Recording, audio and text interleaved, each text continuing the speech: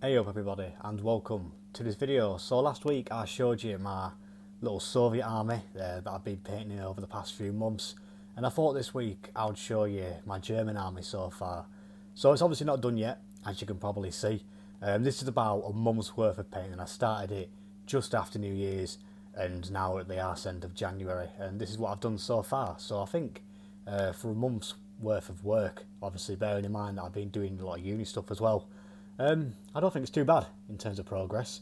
So obviously got the officer, the medic, and the forward observer, two infantry squads, a little cameraman, a light artillery piece, a medium mortar, and the Panzer IV-D. To add to this, I've got another infantry squad that I've just primed today, and also a Hanomag that's also just been primed. And I've also got some blisters for a medium machine gun team and the Pak 36.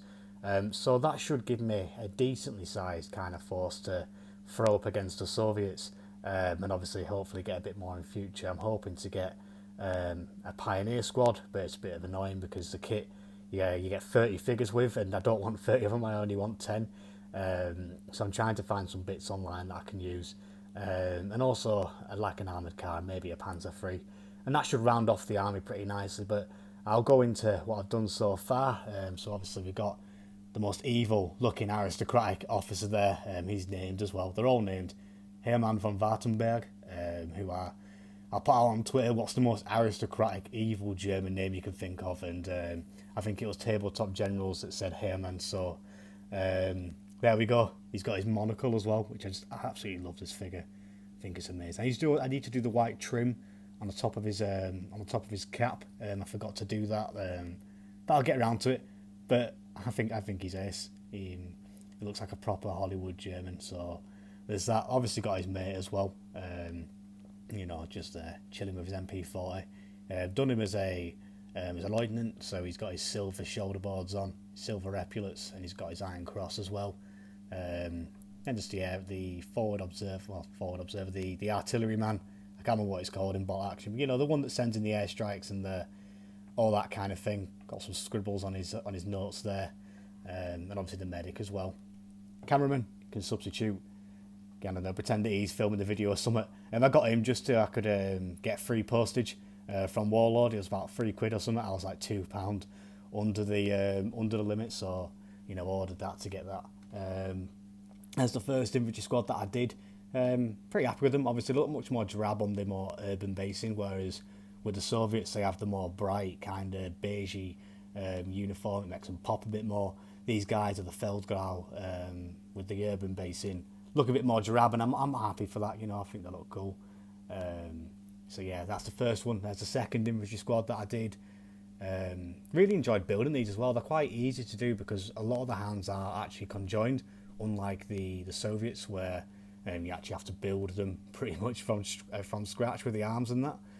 Put the weapons in and stuff. So yeah, I quite enjoyed building them. One inaccuracy I did do on these, if I get a figure there we go, we'll get him. On the decals on the side, I painted them on. I didn't have any of the decals or anything. Obviously they have the national colours, the Schwarz-Weiß-Rot on the right side, but on the left side they're supposed to have the little eagle with the swastika. I could not be arsed painting that, so I've done something a little bit inaccurate and just done the Schwarz-Weiß-Rot on the other side as well, just because that's so much easier. And I think it looks cool. It still looks nice. It's not 100% accurate, but I've got to kind of put practicality first at the end of the day, because otherwise I would just be painting a black blob with a little silver squiggle going through it, and it would look like shite. So I thought I'll go for the rule of cool first, but that's just a little inaccuracy that I've got there, and I hope it doesn't trigger too many people. Going over to the medium mortar team, I love doing the team bases for bolt action. I like doing the little woodwork as well at the front. I've gone for a darker wood here. Don't know what I'd use for the Soviets. I don't know why. Just trying new techniques and that, see what works. I like the poses on these. They've got a bit of a brighter uniform as well. Just to show the full kind of range of colours that Feldgrau had. So yeah, all the helmets are slightly different colours as well, because when I mix the paints to actually get the colour for them, they tend to come out slightly different, which makes it a bit more characterful. For the light howitzer, I decided to use separate crew figures just to try something new because I hadn't done that before. I thought I would, experiment a little bit. Would I do it again? No, I don't think I would use the separate crew figures again, just because it is. I don't know. I don't really like the look of it so much. I'm much more like the modular version of it. They do the job. You can put them on, stick them on there. It looks a bit weird, but it gets the job done. So when I do crew teams in future, I know just to make it, even if they are a bit squished, make it modular. This was a pain in the ass to build as well. You can see it's a bit bendy in that. I did not have a fun time building this. It looks like a relatively simple kit, but it wasn't at all. It looks a bit battered and bruised and maybe been shot at a few times. So there's that. Do like the crew figures though. They've got the red piping to show that they're artillery. So yeah, there's that there. Do enjoy painting these up. The Germans are quite fun to do.